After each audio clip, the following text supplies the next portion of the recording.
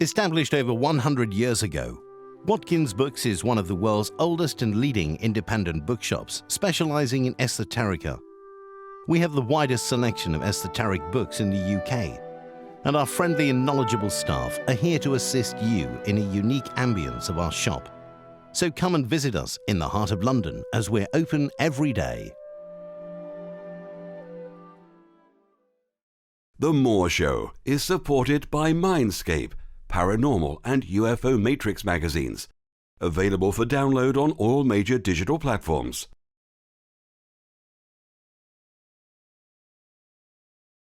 You know, I've been doing this work for 45 years.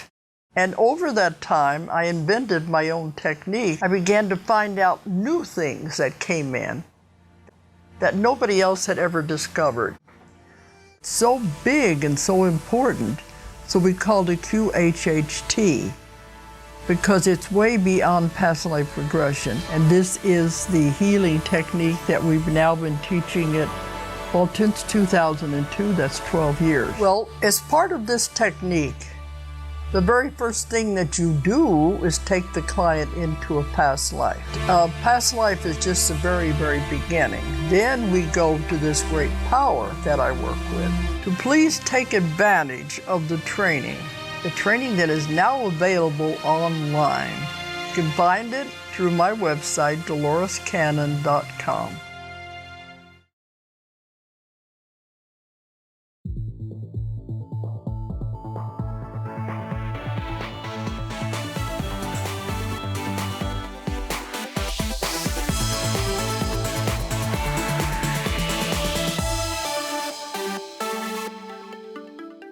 The comments and views expressed on The Moore Show are those of the people that make them and do not necessarily reflect the view of Kevin Moore, The Moore Show, or this radio station and its affiliate or sponsors. This show is for entertainment purposes only. Broadcasting from the UK and across the world online, you're now listening to the UK's only live alternative late night talk show, and I'm Kevin Moore. For the next hour, I'll be covering subjects that will open up your mind and provide you with information you may have never heard before. On today's show, I'm joined with Duncan Lunan, who is a Scottish author with emphasis on astronomy, spaceflight and science fiction, undertaking a wide range of writing and speaking on those and other topics. He is the author of a number of books, including his latest, Children from the Sky, which details in the late 12th century how two very strange children came out of an ancient earthwork at the village of Woolpit in East Anglia. They wore clothes of a colour and material never seen before, and spoke a language that nobody recognised. And later, when they had learned our manner of speaking and lost their green colour, they described a homeland which was like no place on earth.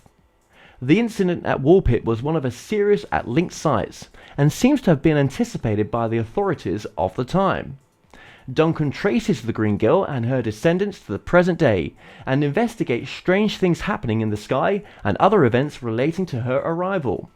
It suggests that in medieval times there might have been mass abductions from Earth by extraterrestrials for experimental purposes, with the knowledge, if not the agreement, of the terrestrial authorities. If so, Duncan suggests the X-Files are set in the wrong century. Well, Duncan Lunan, welcome to the show. Thank you very much. Thanks for asking me. Now, Duncan, how did you get interested in space and the paranormal? Space goes back a very long way. My parents were mildly interested, and among my early memories are of my father stopping the car for us to watch the Northern Lights out in the country. I would have been 4 then. And they got me up for an eclipse of the moon the same year. And the same year again, my grandmother took me down to the beach to see the blue sun, which was caused by a smog of oil droplets from forest fires in Canada. And even at that age, I remember thinking, this is like being on another planet. The sun was blue and the sky was bronze. And the whole familiar landscape of the Troon Beach was completely altered, completely alien looking. And even at that age, I knew about other worlds and I thought, this is like being on another planet. It was one of the things that really got me primed for it. But the two things that got me hooked were Angus McVicker's serial on Children's Hour, The Lost Planet. I would have been 6 or 7 then, and the boy across the street had a book by Arthur C. Clarke for young people called The Young Traveller in Space, and I badgered my parents into giving me that for, it would have been my 7th or 8th birthday, and that really did it. You know, I've been hooked on space ever since. The paranormal is a field that I'm interested in, but it's not one of my major preoccupations. I did get into it when I was a student, and subsequently discovered that one of my lecturers, the late Professor Roy, was in fact the founder of the Scottish Society for Psychical Research. So I often discussed issues in the field with him. He kept me up to date with what he was doing. Once he came out, there was no hint of this back in the 60s, but around about the 70s or 80s, it suddenly became apparent that this was a major interest of his. And so, yes, I've kept tabs on it. But the space and astronomy and science fiction sides are what I mainly do. Okay, so how did you come across the story of the children from the sky and the event that took place in Woolpit in East Anglia in the UK? Well, it's one of these curious things. I went to university to study maths and astronomy. Astronomy under Professor Roy, Dr. Roy as he then was. It turned out in the course of my first year that my maths were not quite good enough. They were good enough to get me there. But in the first year I passed physics and astronomy, but I failed maths. And I realized I had reached my ceiling. I couldn't keep up with the class. I changed faculties with the intention of taking an ordinary arts degree while I tried to sort out what I was going to do with the rest of my life. I took logic out of curiosity, got a merit certificate, and was offered the chance to go for honours, which was extremely demanding. It was settled on joint honours, English, literature, and philosophy, and it was very heavy going. I found out why people who change faculties are usually allowed to do this. In order to cope with the demands of the course, I had to opt in English for the in addition to the compulsory Shakespeare paper that would be in the finals, I had to opt for all 4 papers on the history of literature because I simply was under too much pressure to do a specialist topic. And in the second history segment of the literature course, one of the set texts was The Anatomy of Melancholy by Robert Burton, which is, although superficially a medical textbook, Burton was a Renaissance man, and he put in literally everything he knew about everything, at least in summary. So right in the middle of it, there is a whole section which he calls a digression of the air, which is devoted to meteorology and astronomy. In that, he gets very excited about the possibility of the plurality of worlds, and he says that now that Galileo and Kepler have proven that space is open and not enclosed in crystalline spheres, and now that it's been shown that the planets are worlds in their own right, of course they must be inhabited because there would be no point in creating them otherwise. And then comes this fantastic throwaway line: it may be that those green children that Nubergensis writes of in his time that fell from heaven came from thence, meaning Mars or Venus in the context. And the thing is, Nubergensis was William of Newburgh, who was one of the 2 medieval chronicles who recorded the story, and is considered to be a reliable source. But in the details of the story, as he recorded them, is the key fact about the account that the green children gave of themselves. We can go back and fill in some details about them in a minute. But when they had learned our manner of speaking, and they were interrogated as to where they came from, they described life on a planet which is definitely not Earth. It's a planet with a trapped rotation, keeping the same face towards the sun. Burton knew, from his knowledge of Renaissance astronomy, knew that could not be anywhere on Earth. And that was why he suggested that they had come from the sky, and probably from Mars or Venus. At the time, I simply marked this with exclamation marks in the margin. I did a bit of research in the late 60s with the help of my late friend Chris Boyce, who was a librarian at the Daily Record and later at the Herald. Prompted by Archie Roy, I took it up again in the late 90s. And I then decided in 1993, 94 that I was going to actually write an article about it. A lot of time had gone by and I hadn't done anything with it yet. And I was covering a conference in London for the British National Space Centre on, amongst other things, the Rosetta mission, which is now very successfully orbiting the comet with the unpronounceable name, producing great results. It's finally got there. Having done that and phoned in my story, I went up to East Anglia and I went to Bury St Edmunds and out to the village of Woolpit. And I didn't expect to get anything more than a bit of local colour for the article. But beforehand, I had got together with a historian friend or a history graduate friend and drawn up a list of questions. So I was made very welcome in Woolpit, and I was going round asking my questions. And people kept saying, you'd have to go to the county records office for that kind of thing.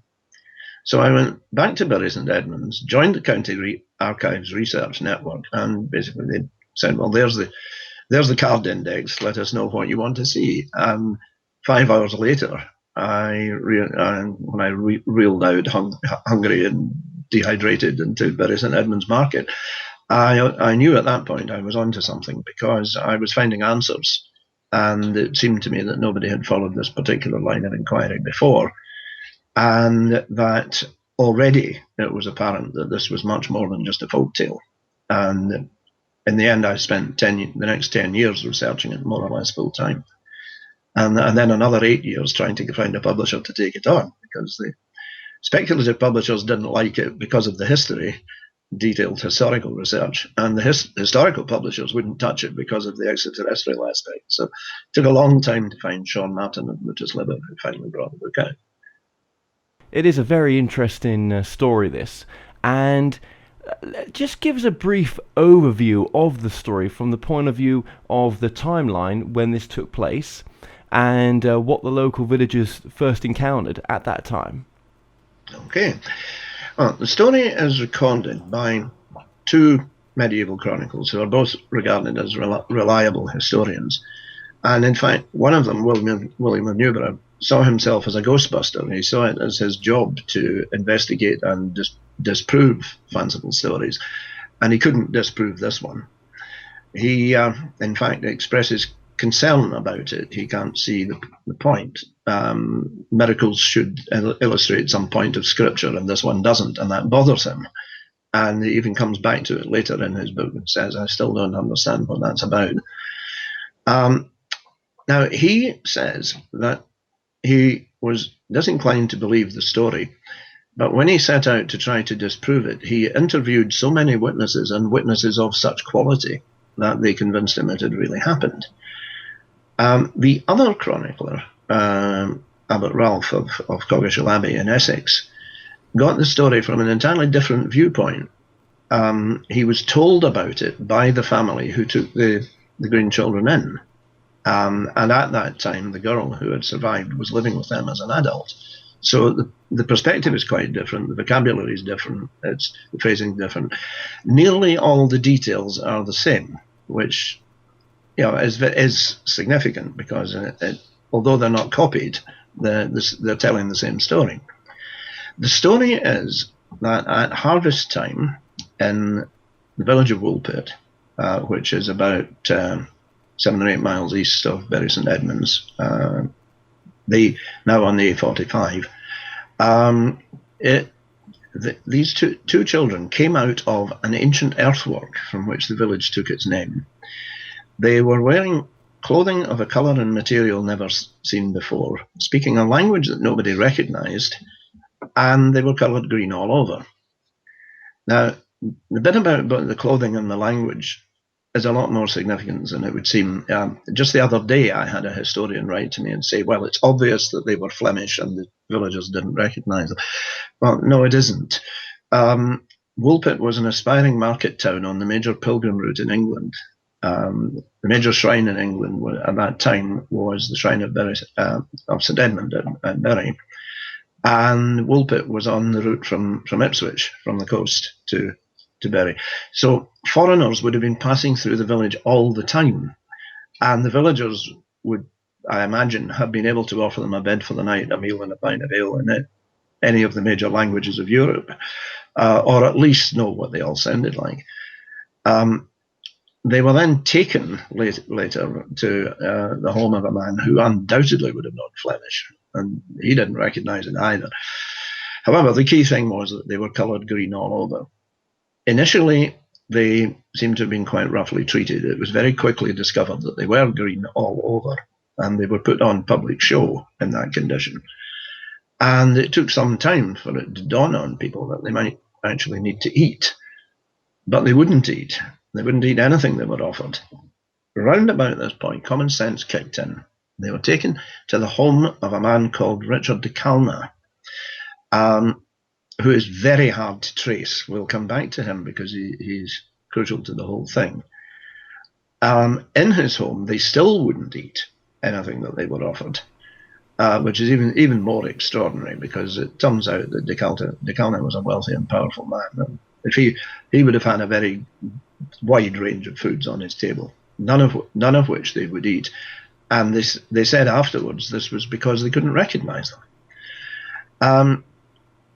However, when they had learned our manner of speaking, it seemed to the wise that they might be christened, and even that was done. That's a direct quote. And at that point, very interestingly, both chronicles go into formal Latin.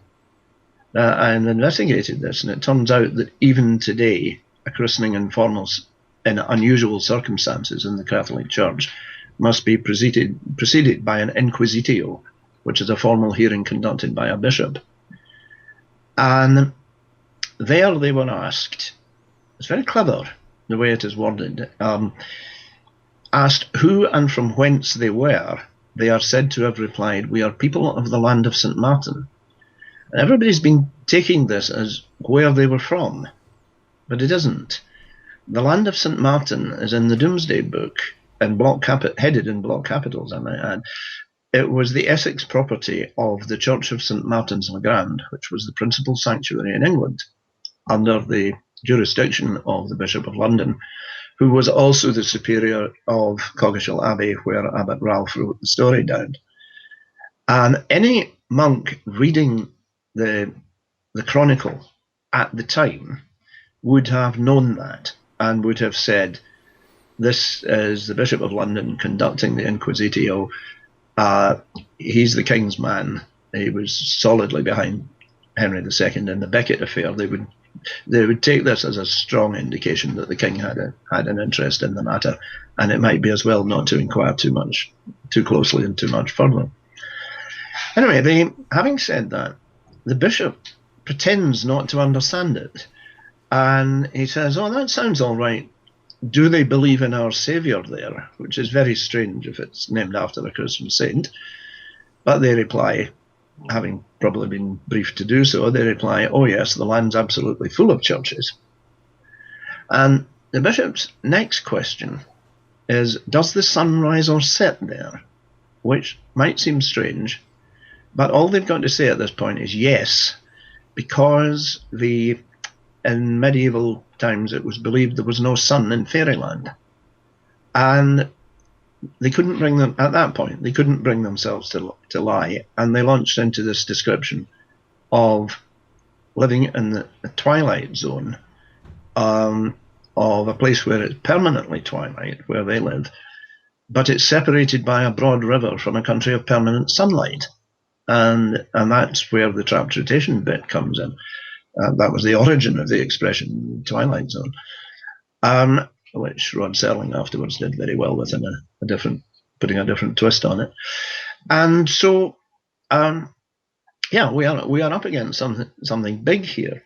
Already the clues are there, as David Frost would say, that something big is actually happening, in which this incident with the children is almost an accident, really, that has brought it to light. As regards the timescale, we are talking about the second half of the 12th century. One of the very few places where the chronicles differ is that William of Newburgh says it happened in the reign of King Stephen. But in fact, that isn't possible, because the dates that Ralph of Coggeshall gives related to his own career mean that it has got to have happened in the 1170s. And in fact, from the further inquiries that I've made, there's pretty strong circumstantial evidence that it actually happened in late July of 1173. I pinned it down to that. So that's what we've got. That is the basic story. The boy died round about the time of his christening. The girl grew up and married and remained with De Calna's family through the late 1170s and into the 1180s, and was said, according to William of Newburgh, to have married a man at Lynn, and he seems to have made some effort to try and trace her there, but we can come back to who he was and why he couldn't find her. Okay, next question. Okay, no, it's absolutely fascinating. Well, from the point of view when the villagers first saw these children, obviously they were, green and they were speaking a foreign language. What was their clothes and their actual look like? Did they look human? I mean, and as far as you're concerned, were they human, or were they some sort of alien hybrids or something? Well, to answer that one first, they definitely were human. I believe I've identified the girl in the historical record. It took a lot of detection to pick her up, but eventually I identified a woman who is part of the De Calna household and actually inherits property from De Calna's son, not directly from him. But there's reason for that. In fact, several reasons for that. But she appears to have no surname. And when her husband died, she marries one of Henry II's senior ambassadors, which proves that she's somebody of significance. But when her husband dies, she doesn't revert to a maiden name, which was the common practice at the time. De Calna's granddaughter, with whom she shared the inheritance, called herself De Calna after her husband died. She went back to her maiden name, but Agnes Barr doesn't. I think Agnes Barr is the Green Girl. She had two children. There's a whole story of greater depth about that, but the main thing is that I was able to trace her descendants for over a century on the one track, and all the way down to the present on the other. One of her descendants was indeed deputy leader of the House of Lords under Margaret Thatcher, the current Earl Ferrers, and he thought the whole thing was an absolute hoot when it came to light. He gave a statement to the Glasgow Evening Times saying, "I knew my ancestors were colourful, but not that colourful." So on all of these grounds, both chronicles say that when the children lost the green colour, which took quite a time, they looked absolutely normal, could pass for people of East Anglia with no difficulty. They learned our manner of speaking. One interesting detail is the girl is described by Ralph of Coggeshall as being in the service of the aforesaid knight. And pretty well everybody has assumed this is domestic service. But in wealthy medieval households, they didn't have female servants. The De Calna staff would have been all male. But the actual word used is in ministerial predictabilities. And if you look up the categories of feudal service, it turns out this isn't drudgery. This is administrative service. She was actually running things for him. quite possibly at least one of his estates, possibly the one that she co-inherited. And then, she marries a senior ambassador, and they move to Staffordshire, and she runs a major household there for the rest of her life through to the 1230s.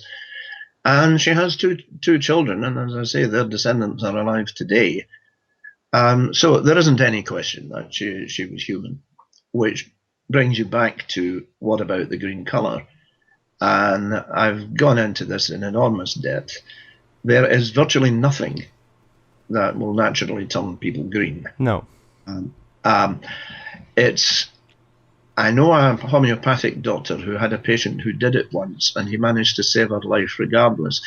It's a symptom of acute retention of bile products, and it's a sign of imminent death, none of which clearly applies in this case.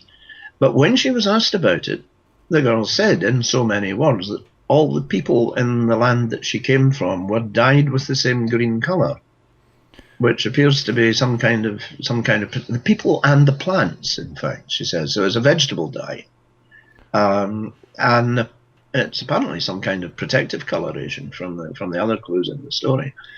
So what we find ourselves starting to look at here, extraordinary though it seems, but there's much more to it. It looks like an extraterrestrial settlement on another planet, established for some kind of research purposes, in which they're exposed to other forms of life which will be poisonous to them, which is why they have the very strong taboo about not eating food they don't recognize, so strong that they nearly starve to death in the midst of plenty.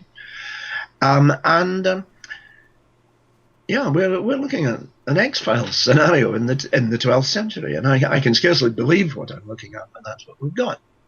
Well, what technology did they bring with them as well? I mean, was there any sort of technology that was reported to be with them, unusual objects or powers? Well, this brings us to the question of how did they get back here? And when asked about it, now Ralph of Coggeshall has the girl as an adult telling a story about wandering through a network of caves and coming out at Woolpit. This is physical. She probably found as an adult it was safer that people would believe that and not ask too many questions. But it's physically impossible because Woolpit stands on Pleistocene clay. Back in those times, it was surrounded by marsh, and the water table was so near the surface that buildings didn't have foundations. There aren't any crop marks or anything like that because it's very wet clay soil, and caves and tunnels underneath it are just not a possibility.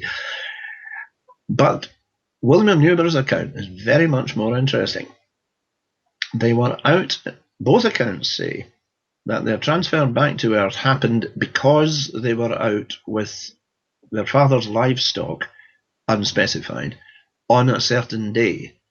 And the implication of the Latin construction is that they brought this on themselves. They should not have been out in the open on that day and got into trouble as a result of it.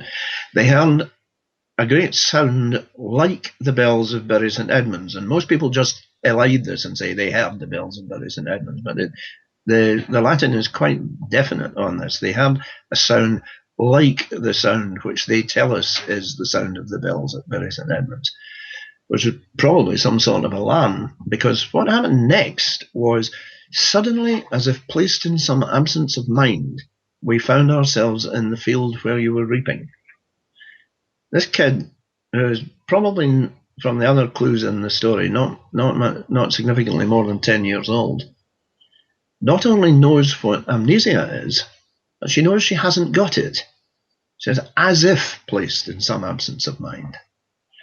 And, she's not a runaway from some primitive tribe in the woods, which is the explanation I come across most often. And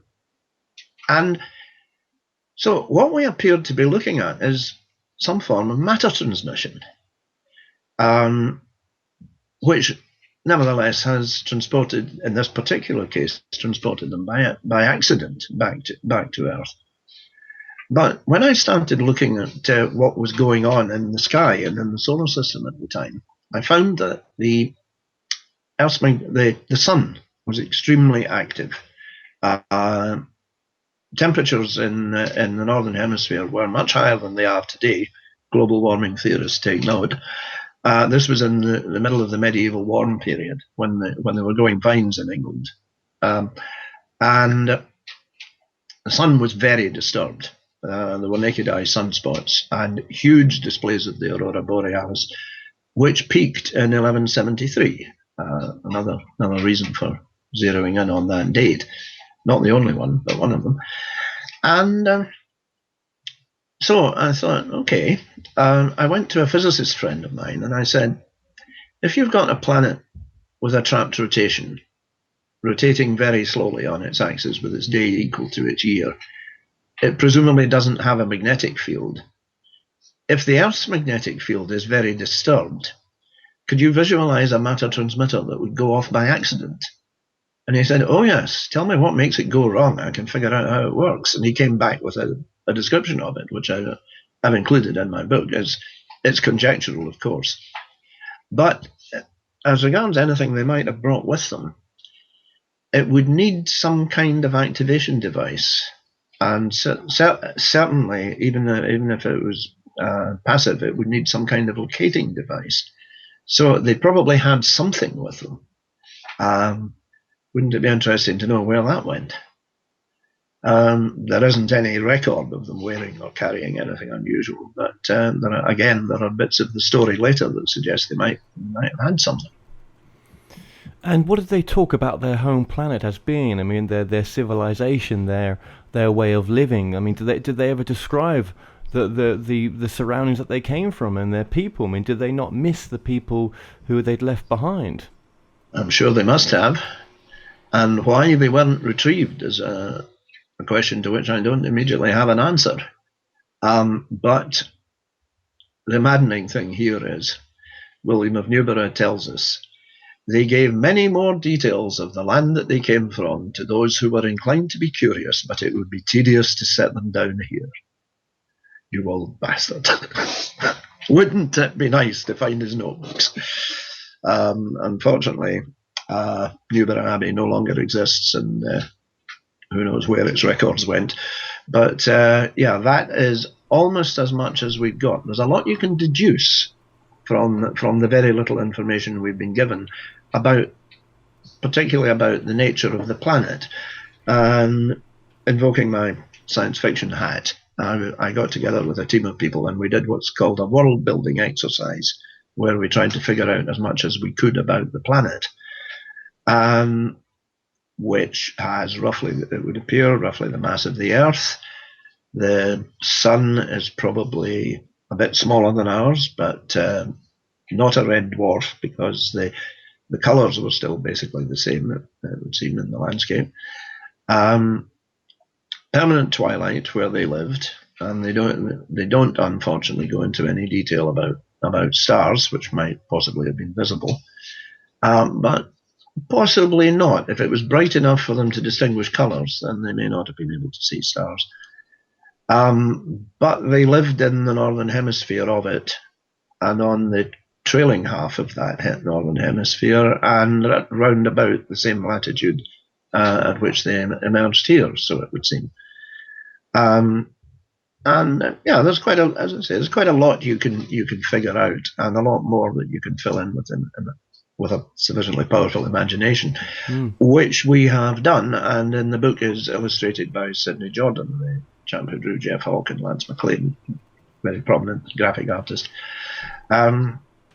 So that's where you'll find all of that in more detail than we can go into in 50 minutes. Oh, absolutely. I mean, there wasn't a flap of UFO abductions at the time, or sightings, was there at all? Or, has that come into the research at all?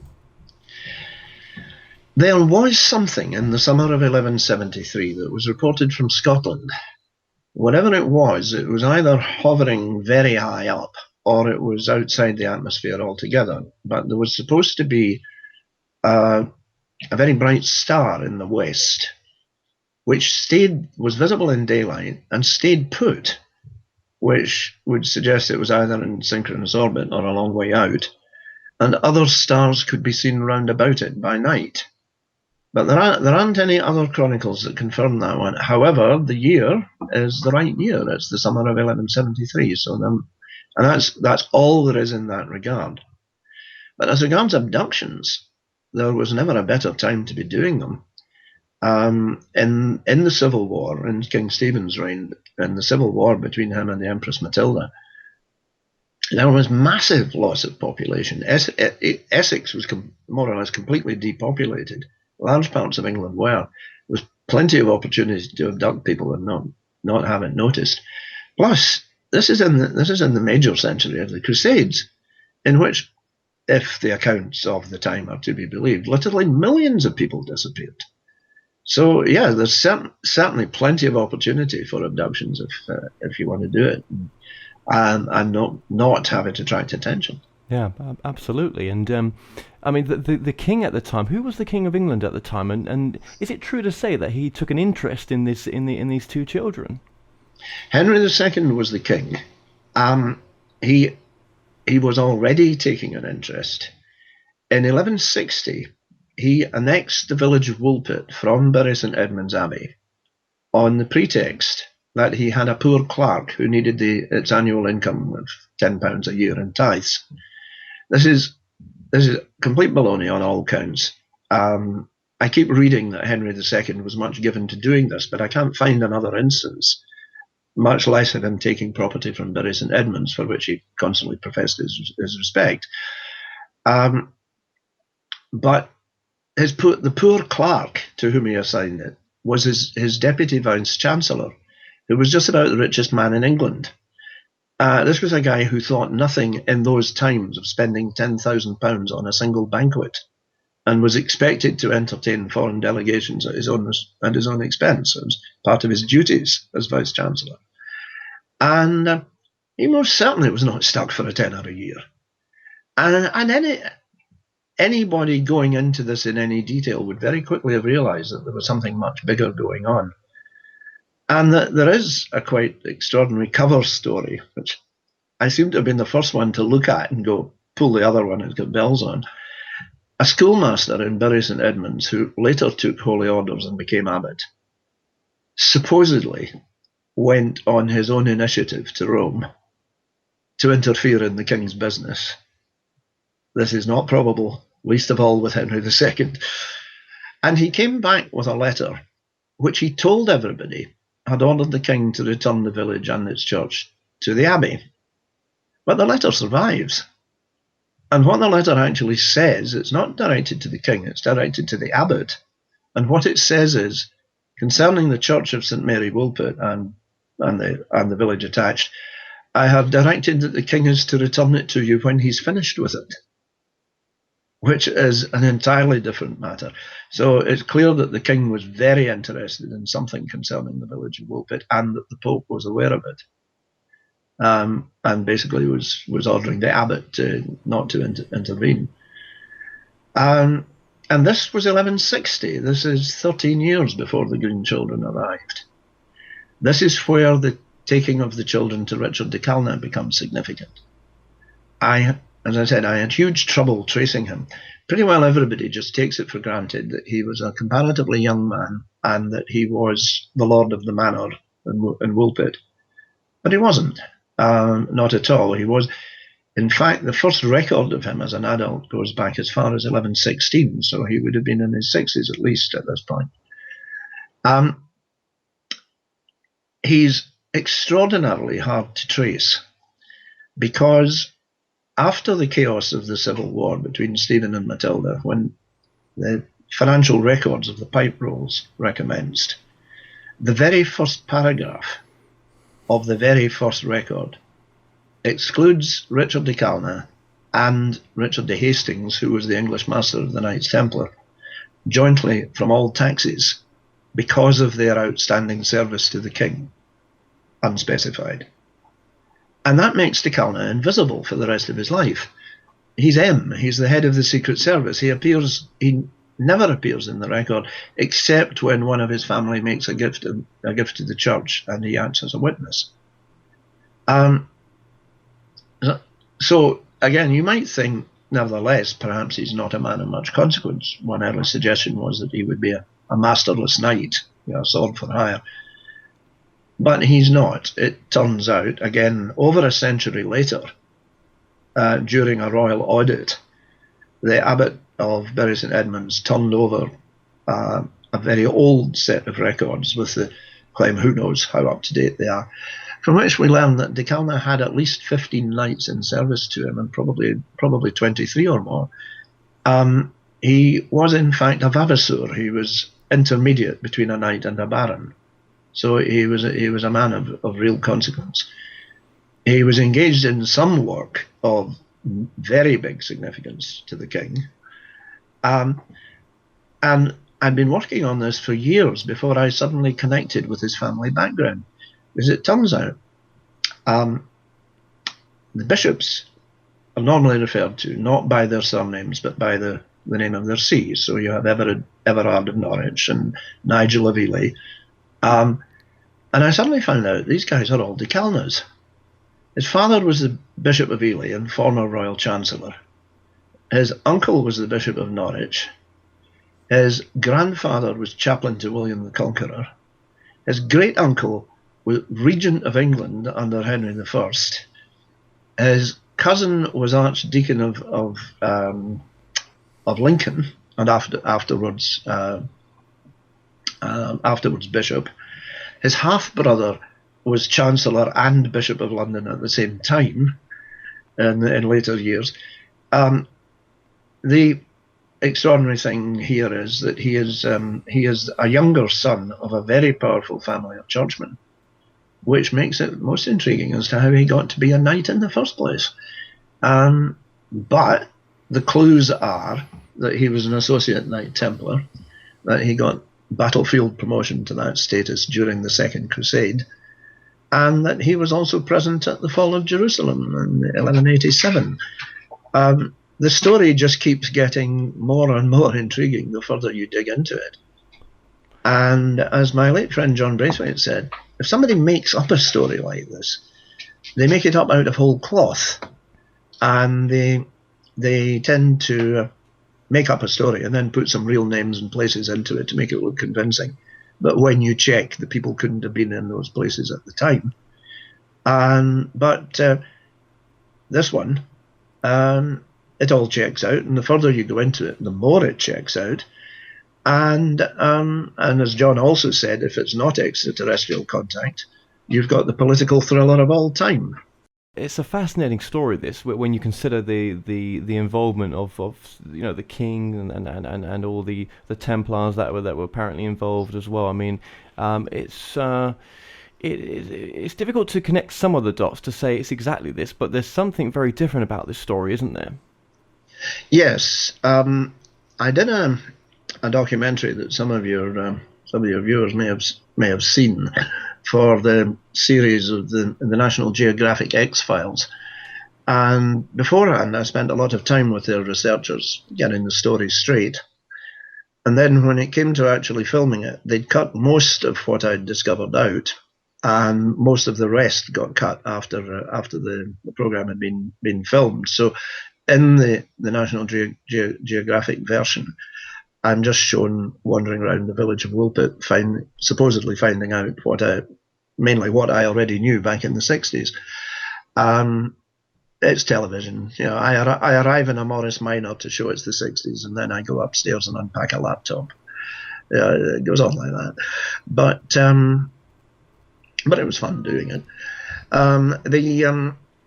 The thing was, however, they did interview quite a number of people in the making of the program, most of whom don't appear in it at all, and those who do are only very briefly. But towards the end, the producer, Isabel Tang, said to me, the thing that strikes me is you're the only person who's trying to explain the whole story. Everybody else just picks on a single fact, like the colour or the language, and says, oh, we can explain that as something superficial. And then we can ignore the rest. And she said, if I ignored everything I've been told we can ignore, there'd be no story. But there very clearly is a story. There is obviously something big going on. So yeah, this is really unusual. It's extraterrestrial contact without spaceships, unless you count the mysterious star in the West, which may or may not be true because there's only that one record of it.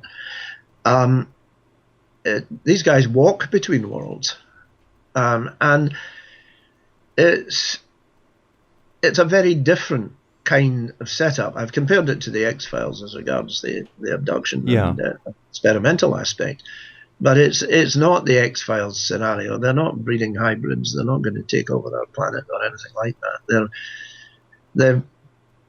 It suggests that they've actually gathered life from a number of Earth-like worlds and put it into an experimental situation to see what will happen. And what the motivation behind it is very far from clear. That's right. That's right. I mean, there was also quite a lot of stuff that was left out of the book, I believe, before it went to print. That's right. Could you just go over some of that stuff? I think there was bits to do with time travel. Was there? Is that right as well? But I also dropped most of the astronomy chapter because the astronomical evidence that surrounds this story takes it pretty deep into positional astronomy and the significance of it, and into different historical periods with possible tie-ins.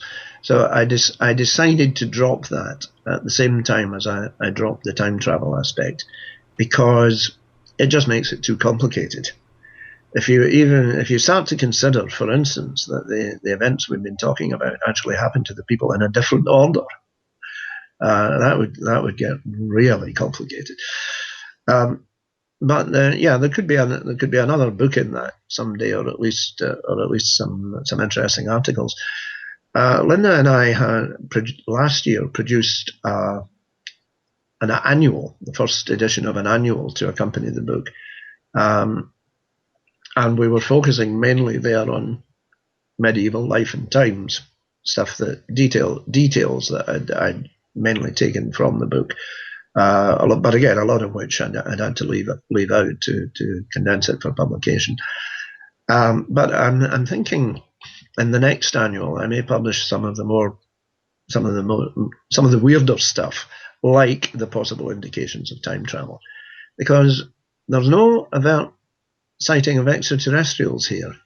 The nearest you get to it is when the girl is talking about the green colour and she says, all the people and all the plants that were held in that land were dyed with the same green colour.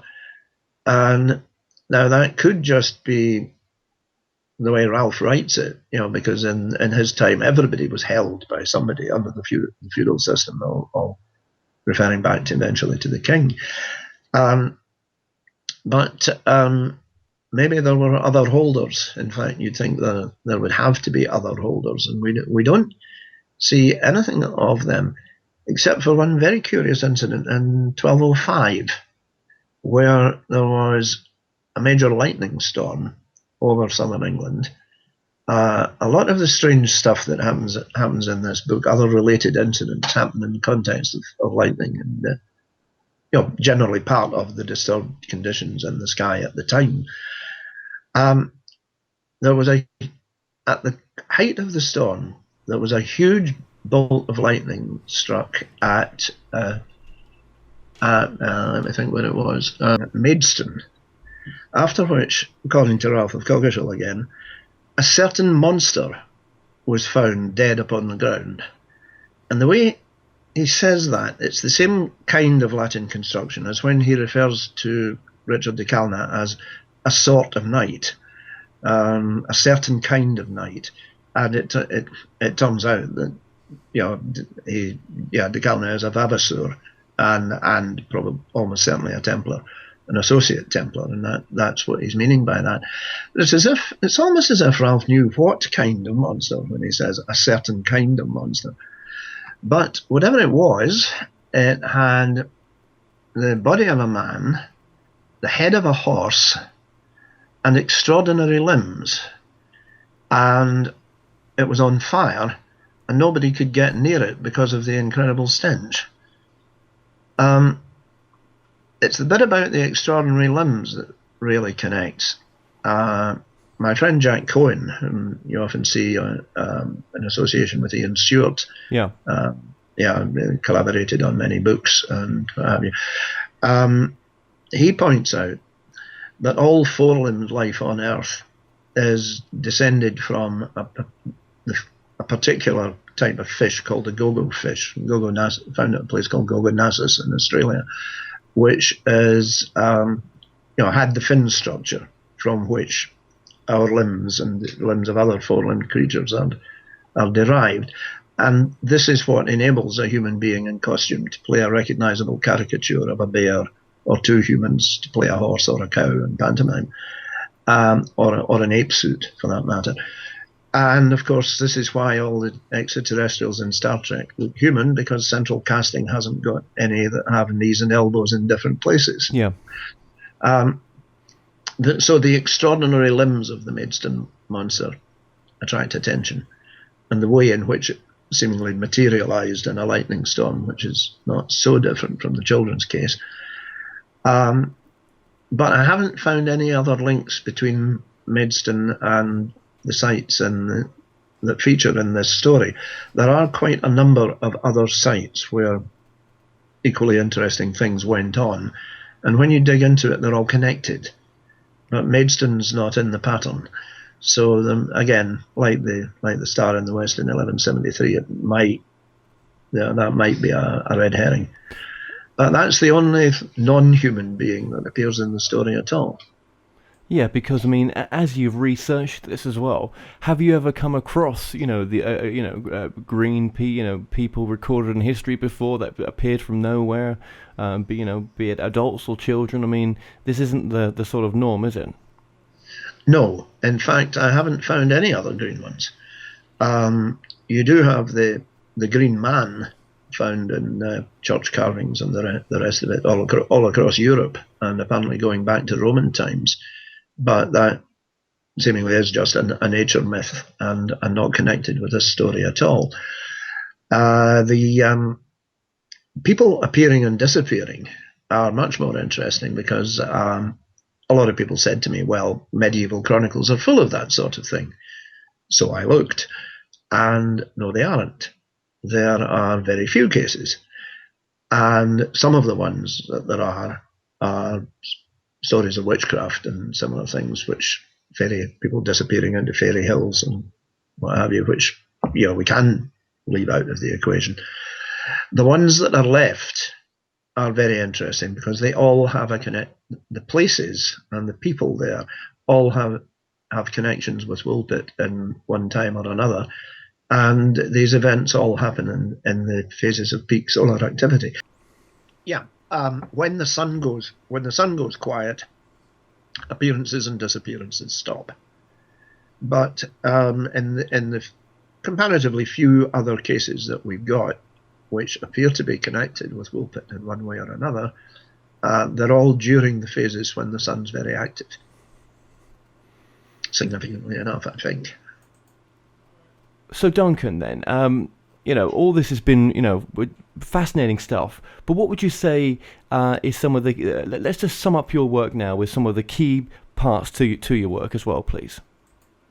Okay, I think the major point that I've tried to get across here is that this really happened, whatever it was. I'm satisfied of that, and it was part of something a great deal bigger, which was of interest to a lot of very influential people. The king, the head of his secret service, two of his vice chancellors in succession, the Bishop of London, the English master of the Templars, the provincial master. Further afield, the Pope definitely had an interest in the matter. The abbots of Bury St Edmunds and Coggeshall, all of these people, as William of Newbury has said, witnesses of such quality, and so many of them, that like William himself, I think we have to accept that something took place, and that it was the tip of an iceberg, that something very much bigger was going on. The extraterrestrial aspect is obviously harder to prove with certainty. But if you don't include it, you have to drop the testimony that the children themselves gave, and you have to say that all of the stuff happening in the sky at the time is coincidental. And that is pushing it too far. There's lots more we haven't had time to go into. And simply to dismiss it all as coincidence, as the poet Brian Finch said when I was discussing it with him, in a context like this, to say coincidence is not a refutation of an argument, it's a refusal to have one. It's a refusal to look at the correlations which are plain in the story. Yeah. So it ends, as far as I can see, no later than 1402. There's a last incident at Bedford in 1402, which might be part of it, or might perhaps be a fanciful story. And if it's not part of it, then it seems to have ended in around about 1366. That's when you get the last really spectacular, strange event in the sky. And after that, nothing. I go on looking, and maybe in time we'll find other events elsewhere in history if it's an ongoing thing. But as it stands, I can't resist doing this. You know, to wrap it, the final punchline is the one William of Newburgh himself gave it. He said, "Let each man say of this what he will," which was one of his favourite expressions. He uses it repeatedly in his writing. "Let each man say of this what he will, and account for these things as best he may, but it does not grieve me to have set down this most strange and wonderful event." Well, that says it all, doesn't it, really? Yes. Yeah, absolutely. Okay, so Duncan, where can people get hold of more information about yourself and your book as well? Well, my own website is www.duncanlunan.com, and there is also one for Children from the Sky, the book and related matters, which is www.childrenfromthesky.co.uk. I'm being prompted off camera here. Thank you very much. And yeah, you'll certainly find a good deal more on those two. The major thing, of course, is to buy the book. It's quite a handsome book with its. There's the book with its illustrations by Sidney Jordan, front and back in colour and black and white inside. And it can be obtained from Amazon or WH Smith's and quite a number of other retailers, and ordered through bookshops, or direct from the publishers, who are Mutus Liber, MUTUSLIBER of Edinburgh, and they'll be delighted to supply it to whoever wishes. For the moment, I would say that is the package. There is the annual that Linda and I produced as a companion to the book, which can be ordered through the website, and we'll obviously be very, very pleased to hear from whoever may be inclined to pursue it. Excellent. Okay, well, Duncan, thank you so much for joining us today. I've enjoyed it. Thank you very much. Well, we've come to an end on tonight's show. Don't forget that you can listen and watch all our past interviews on the More Show's official YouTube channel. Remember to subscribe to our YouTube channel for new daily shows. You may also find out more on all past and upcoming guests on the show via themoreshow.co.uk, and do like us on Facebook and Twitter for the latest updates. So until next time, be safe.